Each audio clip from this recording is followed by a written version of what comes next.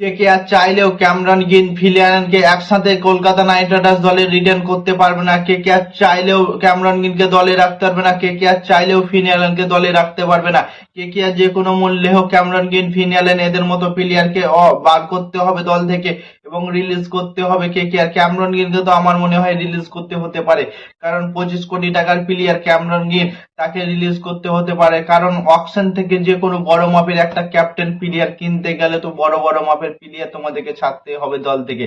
সেখানে Cameron green option আছে, ফিনানেল option আছে, মাথিসা পাথিরানা অপশন আছে, অনেকগুলো অপশন আছে। সেগুলোর মধ্যে প্রায় 2 থেকে 3টে অপশন হারাতে হবে দল থেকে এবং রিলিজ করতে হবে প্লেয়ার, তাহলে কলকাতা নাইট রাইডার্সের পাশে 40 থেকে 50 কোটি টাকা আসবে।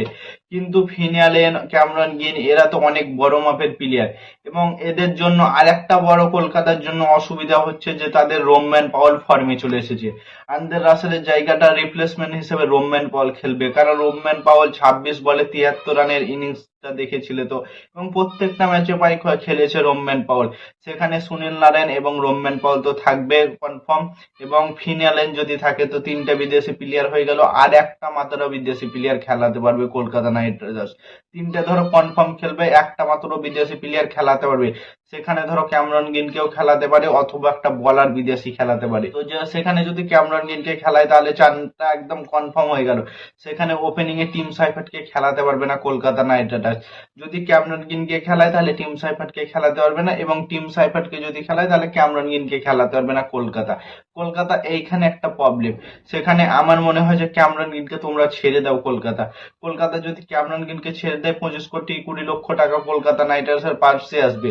কলকাতা নাইট রাইডার্স ইজিলি ভাবে ক্যামেরন গ্রিনকে দেখবে 10 থেকে 12 কোটি টাকার মধ্যে তাদের ঘরে আনতে পারবে, এবং 10 কোটি টাকার মধ্যে ইজিলি ভাবে কলকাতা নাইট রাইডার্স ক্যামেরন গ্রিনকে কিনতে পারবে, এবং ক্যামেরন গ্রিনকে কিনে যদি তাহলে 13 কোটি টাকা বেঁচে যাবে, এবং মাথিসা পাথিরানাকে রিলিজ করলে 18 কোটি টাকা। সেখানে কলকাতা নাইট রাইডার্স পার্সে 31 কোটি টাকা চলে আসবে। সেখান থেকে কলকাতা নাইট রাইডার্স যদি হার্দিক পান্ডিয়া অকশনে যায় অথবা নিকলেশ পুরান অথবা সূর্য কুমার যাদব যদি বড় মাপের প্লেয়ার অকশনে যায়, তাহলে হার্দিক পান্ডিয়াকে কলকাতা নাইট রাইডার্স ইজিলি ভাবে কিনতে পারবে।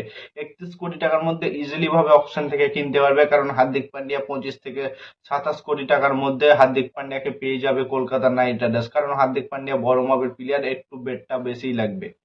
সেখান থেকে কলকাতার কাছে অপশন আছে, কিন্তু কলকাতা নাইট রাইডার্স 4টে বিদেশি প্লেয়ার খেলাতে পারবে। সেখানে যদি ক্যামেরন গ্রিনকে দলে রাখে তাহলে একটা ইন্ডিয়ান ওপেনিং প্লেয়ারের দরকার কলকাতা নাইট রাইডার্স দলে। সেই প্লেয়ারটা অকশন থেকে কিনতে পারে। জেমি স্মিথ আছে, জেমি স্মিথকেও তো কিনতে পারবে না, সেও তো বিদেশি প্লেয়ার।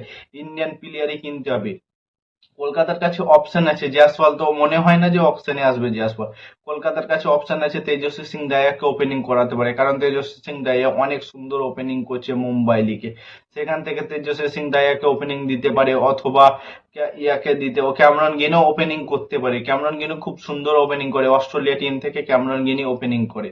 তো তোমাদের মতামত কমেন্ট করে জানাও কলকাতা নাইট রাইডার্স কোন প্লেয়ারকে ফিনালের সাথে ওপেনিং দেওয়া উচিত, এবং ক্রিকেটের নতুন আপডেট পেতে চ্যানেলটাকে সাবস্ক্রাইব এবং ফলো করতে ভুলো না। ততক্ষণের জন্য টাটা, বাই বাই, জয় হিন্দ।